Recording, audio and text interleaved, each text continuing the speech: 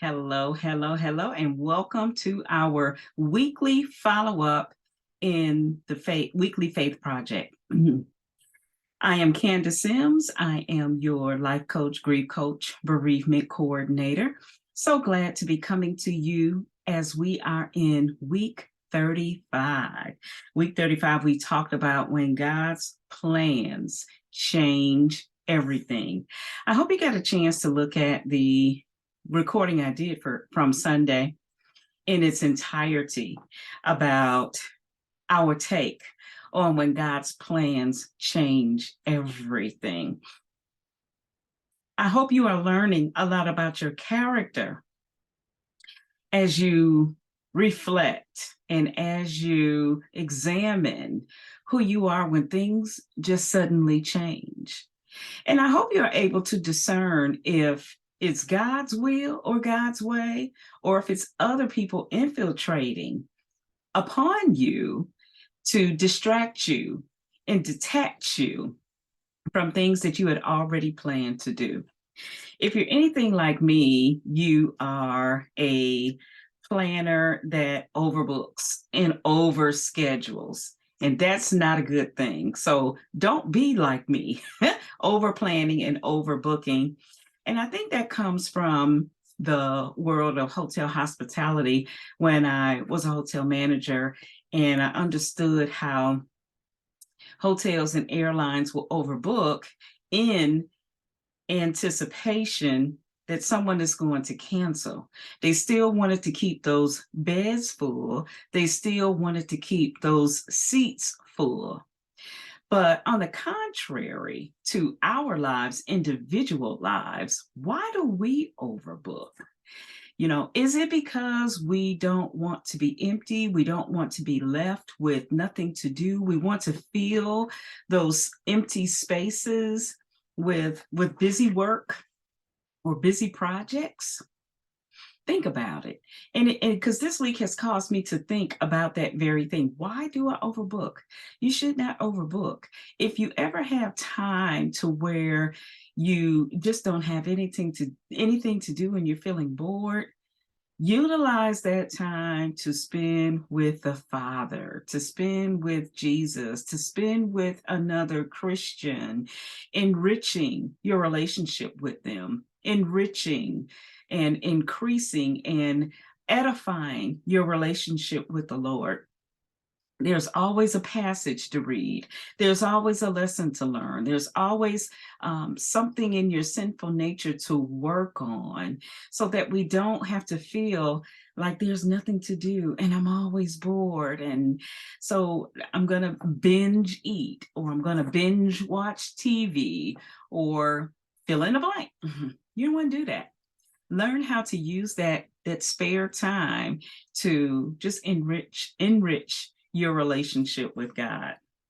In this week's lesson, we are coming from Luke chapter 1, verse 38. Mary said, I am a servant of the Lord.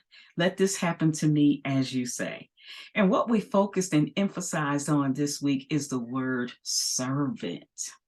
As you think about leadership, and as you think about how you want to be remembered whenever you leave this earth, when you leave this space, you always want people to reflect on the good things, on the things that you did, and on the mark that you left behind. Well, you can ensure that as long as you have the heart of a servant, and if your hands are doing the things that Jesus did, if your feet are going to the places where Jesus went, then you will leave a mark. You will leave a legacy. You will leave a memorable experience on those that you have long-lasting relationships with and those who you've just met. That's a guarantee. As we're thinking about being a servant, and let it be as you say, I think about last week earlier in this week, and what I touched on, how God just really shows up and he shows out.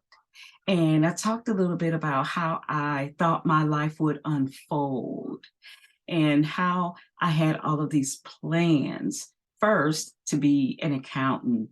Two, that I thought my plan would be hotel management, to just end my career in hotel management because I did that for so long until a life experience happened that put me in the direction of being a bereavement coordinator. So who aspires to be a bereavement coordinator, talking about death all the time?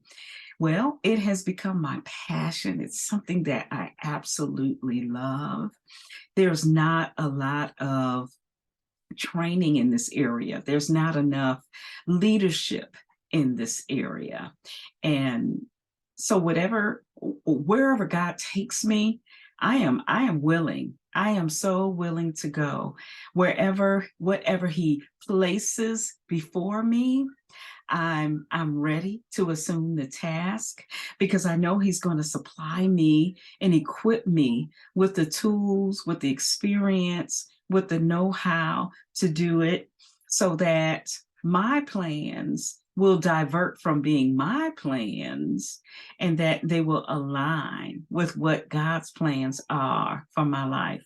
So if you're at a time and place where you're not certain if you are living out God's plan for your life, if you're not doing life God's way, God's will, God's way, surrendering God's will, encouraging, working, thinking God's will, God's way, then allow me to coach with you so that I can ask you the pertinent questions so that you can uncover and discover and recover what you have lost and what you may not have known about what you're supposed to be doing, what you are destined to be doing with your life right now.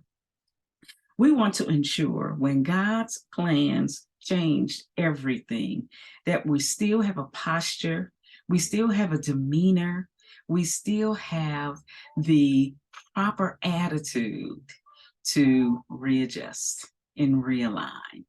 I love you guys. I am looking forward to meeting with you on Sunday as we continue on with our Faithful Walk, our Faithful series, week 36. Jesus prays for you.